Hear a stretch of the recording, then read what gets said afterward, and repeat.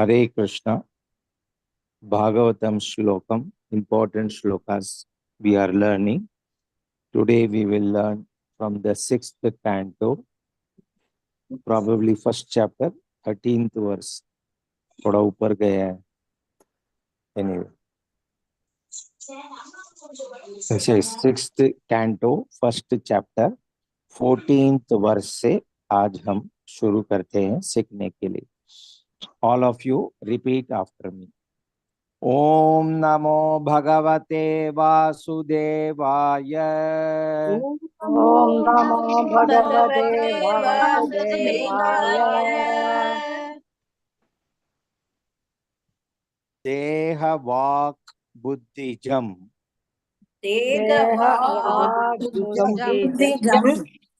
धीराः धर्मज्ञाः श्रद्धया अन्विताः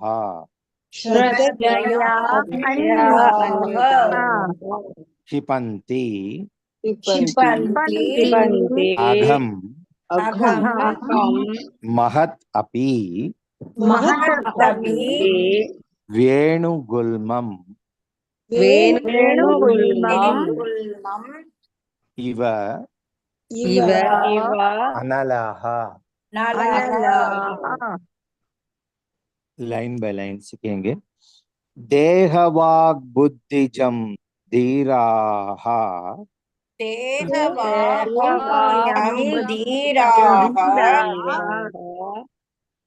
धर्मज्ञा श्रद्धयान्विताः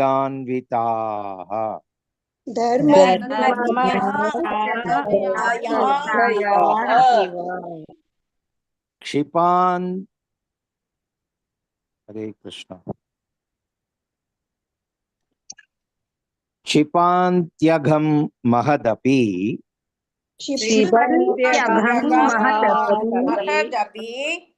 वेणुगुल्मम् इवानलः.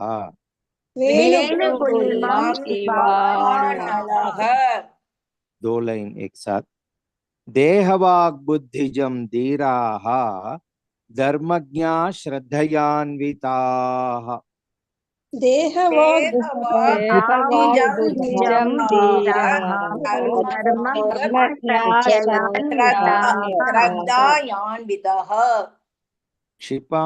क्षिपन्त्यघं महदपि वेणुगुल्मम् इवानलः.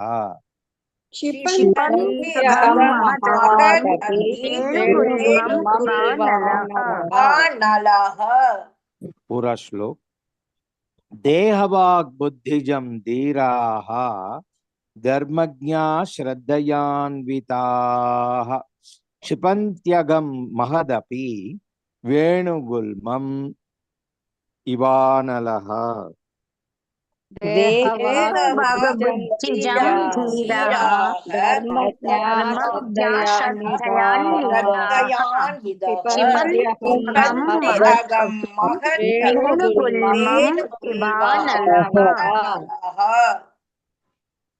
इसका translation previous श्लोका और ये श्लोका दोनों मिलाकर सुनेंगे, पढ़ेंगे.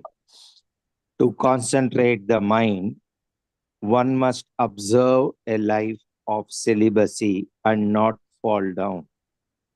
One must undergo the austerity of voluntarily giving up sense enjoyment. One must then control the mind and senses, give charity, be truthful, clean and non-violent, follow the regulative principles, and regularly chant the holy name of the Lord. Thus, a sober and faithful person who knows the religious principles is temporarily purified of all sins performed with his body, words, and mind. These sins are like the dried leaves of creepers beneath a bamboo tree, which may be burned by fire, although their roots remain to grow again at the first opportunity. Let us learn the 14th verse in the tune, line by line. मेरे पीछे हमेशा की तरफ दोहराना. This is also set to Anushtup Chandas of Bhagavad Gita tune, normal tune. Deha vag buddhijam dhiraha. देहवा बुद्धिजं धीराः Deha vag buddhijam dhiraha. देहवा देहवा बुद्धिजं धीराः Dharmagnya shraddhayanvitaः. धर्मज्ञा श्रद्धान्वितः Dharmagnya shraddhayanvitaः.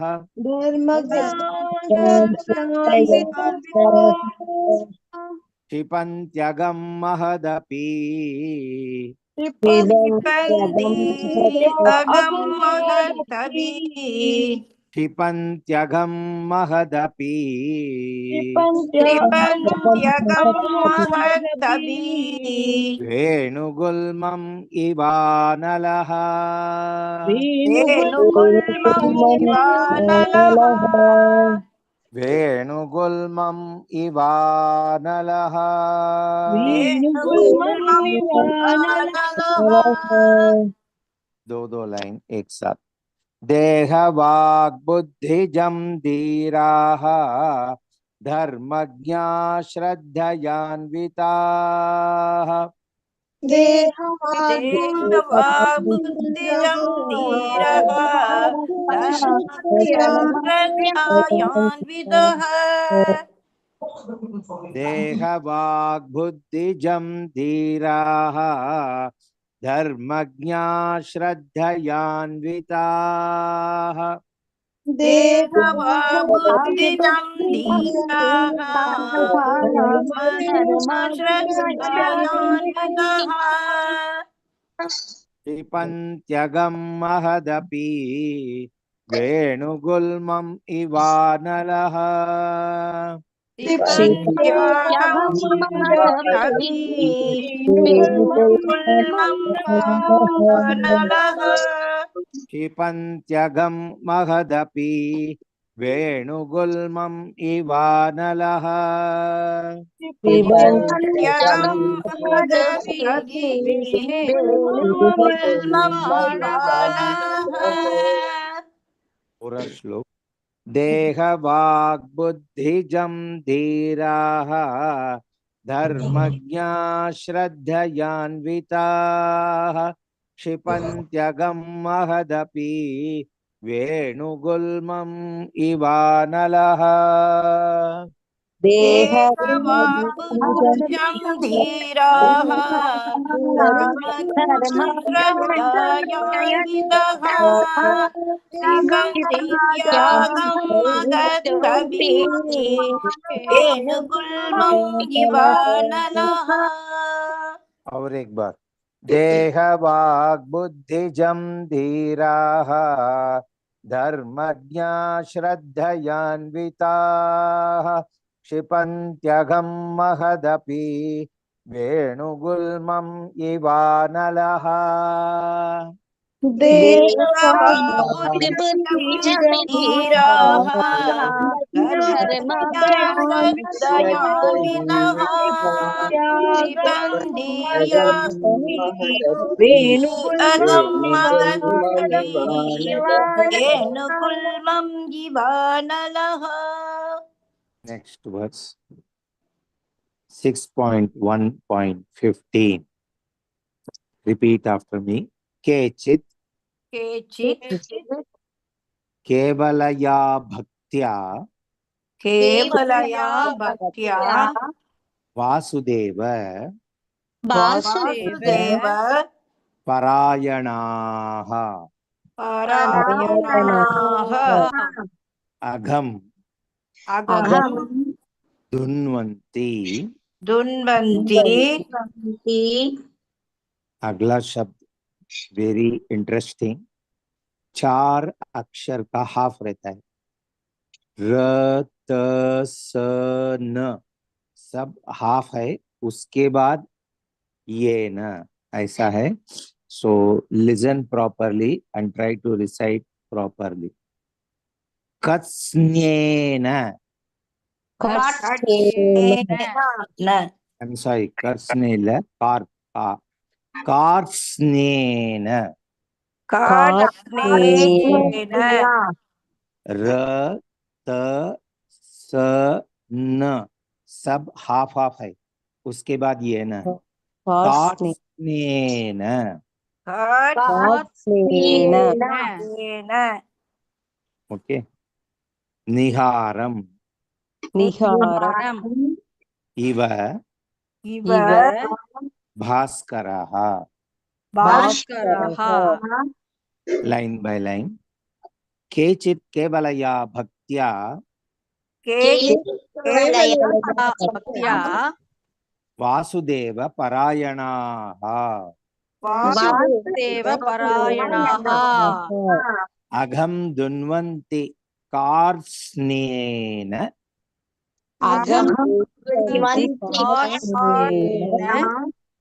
निहारम इव भास्करः. निहारम इव भास्करः दो line एक साथ. केचित् केवलया भक्त्या वासुदेव परायणाः केवलया भक्त्या वासुदेव परायणाः अघं दुन्वन्ति कार्स्नेन निहारम इव भास्करः. अगं दुन्वन्ति कार्ष्णेयेन निहारं इव भास्कराः. भास्कराः नहीं है, करः. करः. अभी पूरा श्लोक. केचित् केवलया भक्त्या वासुदेव परायणाः अघं दुन्वन्ति कार्स्न्येन निहारम इव भास्करः. केचित् केवलया भक्त्या परायणाः अगं दुन्वन्ति निहारं इव भास्कराः. Translation. Only a rare person who has adopted complete unalloyed devotional service to Krishna can uproot the weeds of sinful actions with no possibility that they will revive. He can do this simply by discharging devotional service, just as the sun can immediately dissipate fog by its rays. Line by line, tune में सीखेंगे. केचित् केवलया भक्त्या केचित् केवलया भक्त्या केचित् केवलया भक्त्या केचित् केवलया भक्त्या वासुदेव परायणाः वासुदेव परायणाः वासुदेव परायणाः वासुदेव परायणाः अघं दुन्वन्ति कार्ष्णेन अघं दुन्वन्ति कार्ष्णेन अघं दुन्वन्ति कार्ष्णेन अघं दुन्वन्ति कार्ष्णेन निहारम् इव भास्करः निहारं इव भास्करः निहारम् इव भास्करः निहारं इव भास्करः. दो लाइन एक साथ. केचित् केवलया भक्त्या वासुदेव परायणाः केवलया भक्त्या वासुदेव परायणाः केचित् केवलया भक्त्या वासुदेवपरायणाः केचित् केवलया भक्त्या वासुदेव अतीव परायणाः परायणः अघं धुन्वन्ति कार्ष्णेन निहारम् इव भास्करः अगमकाठिन्येन निहारमिव भास्करः अघं धुन्वन्ति कार्ष्णेन निहारम् इव भास्करः अगं धुन्वन्ति कार्ष्णेन निहारमिव भास्करः पूरा श्लोक केचित् केवलया भक्त्या वासुदेव परायणाः अघं धुन्वन्ति कार्ष्णेन निहारम् इव भास्करः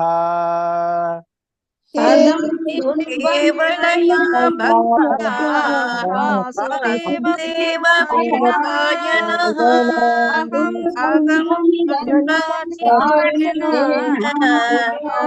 इव भास्करः और एक बार केचित् केवलया भक्त्या वासुदेव परायणाः अघं धुन्वन्ति कार्ष्णेन निहारम् इव भास्करः वासुदेव परायण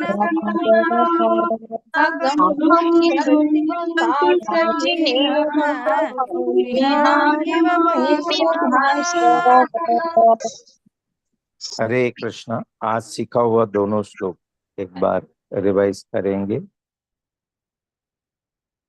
सिर्फ ध्यान से सुनना।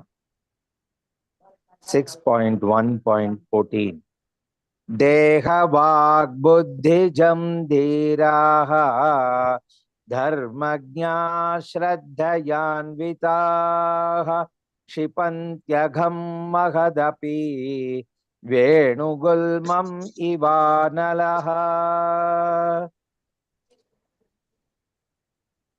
केचित् केवलया भक्त्या वासुदेव परायणाः अघं धुन्वन्ति कार्ष्णेन निहारम् इव भास्करः।